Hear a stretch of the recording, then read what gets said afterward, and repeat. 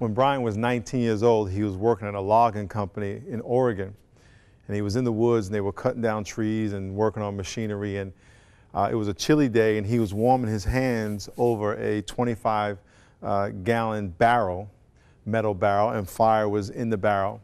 And as he was warming his hands, the flame got a little too high, so he reached behind him to take some water and douse the flame and kind of beat it down a little bit.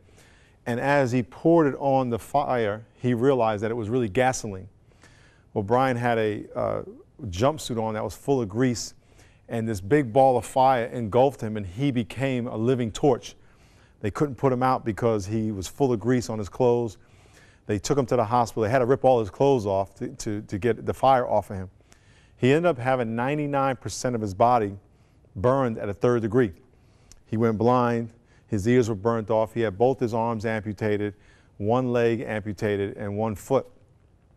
And he was in a coma, and the doctor basically told his mom and his dad, you know, there's probably no way he's going to live. And in reality, no person has ever lived in the United States that has 99% of their body burned at the 3rd degree. So it was just a matter of time before they believed he would die. Well, he didn't die. He came out of his coma, and then he had to learn that his leg was amputated, that he would never see again. He would never hold anybody with his hands because they were gone. His arms were amputated. But Brian was engaged to an 18-year-old girl named Haley.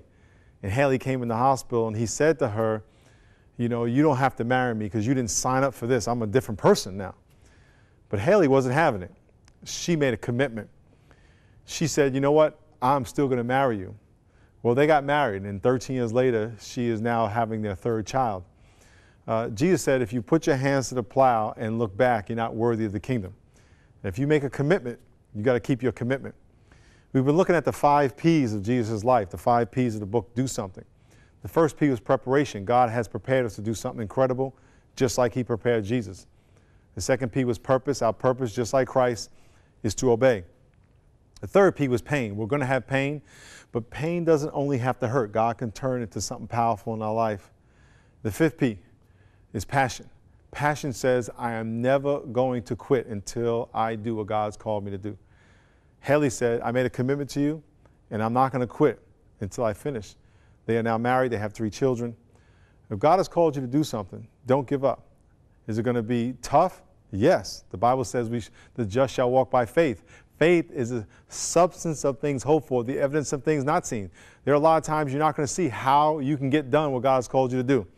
You're not going to see how you're going to overcome the stress or the emotional trauma or the fear.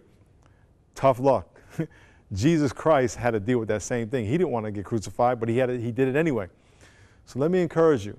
Embrace this last P, passion, because what God has called you to do has great victory at the end. There's great benefits to obeying God and doing something for God. And realize it's going to be tough. It's going to require faith. It's going to require courage. It's going to require passion. But if you have passion, you will never quit.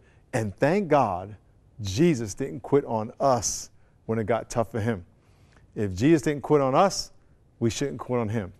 Have passion and go do something.